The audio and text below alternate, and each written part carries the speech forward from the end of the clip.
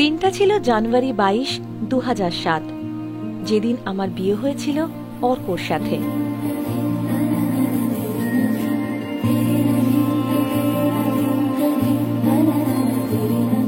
আমি খুব আনন্দে ছিলাম, কারণ আমার জীবনসাথী ছিল আমার সবথেকে কাছের ও প্রিয় মানুষ।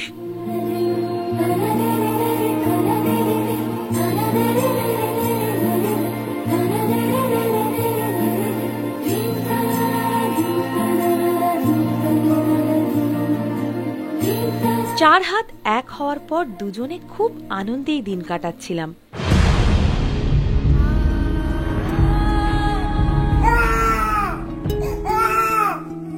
12 জানুয়ারি 2008 সাল।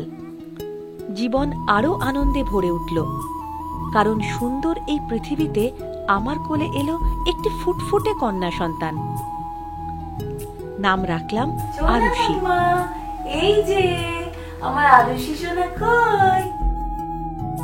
আরুষিকে নিয়ে আমাদের জীবন হয়ে উঠেছিল আরো রঙিন। একদিন আমার দাদার নজরে এলো আরুষির কিছু অস্বাভাবিকতা। আমি আর দেরি না করে শিশু বিশেষজ্ঞের কাছে নিয়ে গেলাম ওকে। চিকিৎসক ওর কিছু রক্তের নমুনা পরীক্ষা করতে বললেন। আমরা ওর রক্ত পরীক্ষা করালাম। যথারীতি পরীক্ষার রিপোর্ট এলো। চিকিৎসক জানালেন আমাদের একমাত্র সন্তান থ্যালাসেমিয়া নামক কঠিন রোগে আক্রান্ত।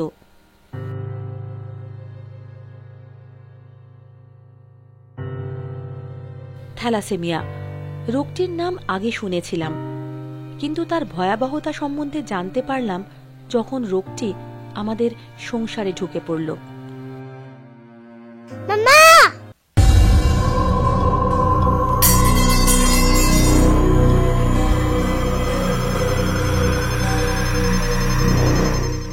জীবন যতটাই সুন্দর ছিল, ঠিক ততটাই এলোমেলো হয়ে গেল। সুনামি ঝড়ের মতো আমাদের জীবন তছনছ হয়ে গেল।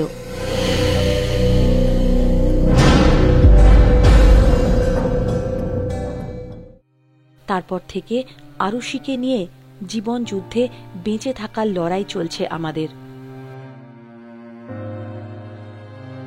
সত্যি, যদি আমি আর অর্ক একটু সচেতন হতাম, সুন্দর এই পৃথিবীটা হয়তো আমাদের কাছে আরো সুন্দর হয়ে উঠত।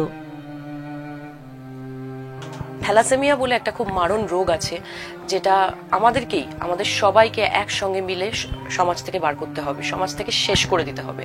তো আপনারা যদি সবাই একটু সচেতন হয়ে বিয়ের আগে যদি একটা ছোট্ট ব্লাড টেস্ট করে নেন, তাহলে কিন্তু সব থেকে আপনাদেরও ভালো, আমাদের সমাজের সবার ভালো। থ্যালাসেমিয়া এমন একটা জিনিস যেটা কিন্তু একটা চরম মারণ রোগ। দিনের পর দিন সেটা কিন্তু সমাজকে গ্রাস করছে। তা সেই সমাজকে এই সব কিছুর থেকে মুক্ত রাখার জন্য কাইন্ডলি প্লিজ ব্লাড টেস্ট করুন, যাতে আপনার পরবর্তী প্রজন্ম কোনো রকমভাবে এফেক্টেড না হয় এবং একটা সুন্দর সমাজ গড়ে তুলতে আমরা প্রত্যেকে সমর্থন হই। প্রযুক্তিকে হাতিয়ার করে এগিয়ে চলেছে গোটা বিশ্ব, পিছিয়ে নেই আমাদের রাজ্য। সেই বিজ্ঞান ও প্রযুক্তি মানব জীবনে রোগ নির্ণয় বর্তমানে বড় ভূমিকা নিয়েছে। আমাদের কাছে বিজ্ঞান একটা সুযোগ করে দিয়েছে, যেটা দিয়ে আমরা একটা রোগকে সম্পূর্ণ নির্মূল করতে পারি। আমরা চাই থ্যালাসেমিয়া প্রতিরোধ হোক। সচেতনতাই কিন্তু পারে এই থ্যালাসেমিয়া রোগকে মুক্তি দিতে। থ্যালাসেমিয়া বাহক নির্ণয়ের জন্য একটি নির্দিষ্ট পরীক্ষা আছে, যাকে বলা হয় থ্যালাসেমিয়া বাহক নির্ণয় পরীক্ষা। বিয়ের আগে প্রত্যেকের এই পরীক্ষাটি করা উচিত, কারণ যদি একজন বাহকের সঙ্গে আরেকজন বাহকের বিয়ে হয়, তাহলে তাদের সন্তানরা আইদার স্বাভাবিক হতে পারে বা বাহক হতে পারে, অথবা থ্যালাসেমিয়া পেশেন্ট হতে পারে। থ্যালাসেমিয়ার বাহক সম্পূর্ণ সুস্থ, বাহক নির্ণয়ে ভয় পাবেন না। বাহককে বিয়ে যদি করতেই হয়, তাহলেও অবশ্যই কোনো পরামর্শ কেন্দ্র এসে থ্যালাসেমিয়ার কাউন্সেলিং করিয়ে তারপরে যেন বিবাহে করতে পারে। থ্যালাসেমিয়া রোগী ভেবে নিজেকে পিছিয়ে পড়াটা কোনো রকমভাবেই বুদ্ধিমানের কাজ নয়। নিজের মনোবল বাড়িয়ে এগিয়ে চলাটাই জীবন, এবং সেটা হয়তো আমি আমার নিজের জীবন দিয়ে আমি বলতে পারবো, কেননা আমি নিজেও থ্যালাসেমিয়া পেশেন্ট। থ্যালাসেমিয়া একটি ত্রুটিপূর্ণ জিনবাহিত অসুখ। আপনি কি জানেন, পশ্চিমবঙ্গে প্রতি 10 জনের মধ্যে একজন থ্যালাসেমিয়ার বাহক? পশ্চিমবাংলায় কিন্তু প্রত্যেক 10 জনে একজন বাহক, এবং বাহকের চোখে মুখে লেখা থাকে না যে তিনি বাহক বা বাহিকা, এবং সাধারণত যেসব রক্ত পরীক্ষা হয় তাতেও কিন্তু এটা ধরা পড়ে না। হিমোগ্লোবিন কমে যাওয়ার জন্য তাদের ব্লাড সাপ্লাই বাইরে থেকে দিয়ে তাদেরকে একটা অপটিমাম লেভেল মেনটেন করতে হিমোগ্লোবিনে, যাতে তারা নর্মাল লাইফ লিড করতে পারে।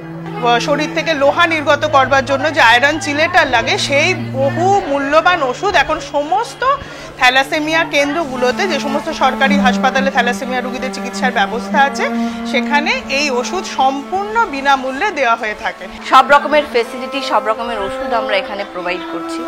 আমাদের অ্যাওয়ারনেসের উদ্দেশ্য হচ্ছে একটা থ্যালাসেমিয়া ফ্রি সোসাইটি। সেটা আপনাদের সাপোর্ট ছাড়া আমরা কোনোদিন করতে পারবো না। স্বামী স্ত্রী দুজনেই থ্যালাসেমিয়ার বাহক হলে তবেই তাদের সন্তান থ্যালাসেমিয়া রোগগ্রস্ত হতে পারে। থ্যালাসেমিয়া একটি জিনবাহিত অসুখ। বাবা এবং মায়ের যদি ত্রুটিপূর্ণ জিন থাকে তাহলেই কিন্তু ছেলে এবং মেয়েরা এই অসুখে আক্রান্ত হয়। আপনাদের যে প্রথম পদক্ষেপটি নেওয়া দরকার সেটা হলো আপনারা নিজে থ্যালাসেমিয়া বাহক কিনা জেনে নিন। যদি আপনারা বাহক না হন তাহলে যে কোনো কাউকে বিয়ে করতে পারেন। যদি আপনারা বাহক হন তাহলে প্রেফারেবলি বাহক নয় এমন কাউকে বিয়ে করা উচিত। তাই বিয়ের আগে রক্ত পরীক্ষা করে জেনে নিন আপনি থ্যালাসেমিয়ার বাহক কিনা।